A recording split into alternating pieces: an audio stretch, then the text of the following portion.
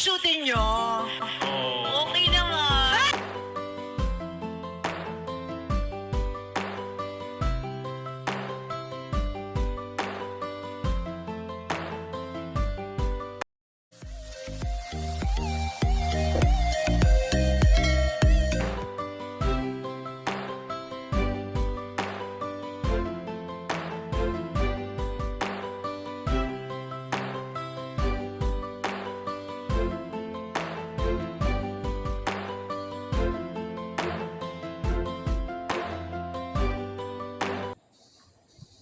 Nakakatuwa lang si Kim Chiu, no? Talagang bunot lagi nila sa Showtime. Walang tigil ang kanilang pang-aasar.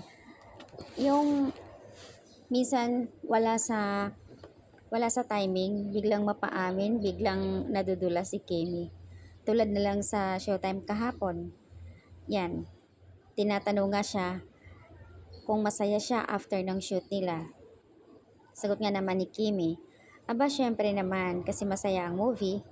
Pagkatapos ng shooting, yung bago ka umuwi, masaya ka, syempre Kim Pao can feel the happiness kasi yung You Beside Me palagi, si Paolo Avellino, siya patibay na nga, highlight ang Kim Pao, sobrang napakadaming pumahanga sa kanila ngayon.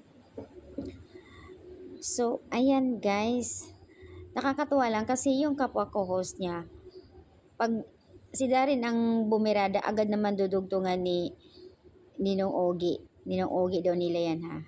Char. So, lalo na pagka si Vice ganda, as in, walang haligtas sa kanila eh. Pag sila talaga kung nakakatuwa din ito pa, kung wala si Kimmy, ang babanatan nilang pang-aasar doon, si Ogie Alcacid. Diba, ang saya, palaging masaya ang Showtime. Kapag nandyan si Kimmy, syempre, ang bunot niya si Kimmy.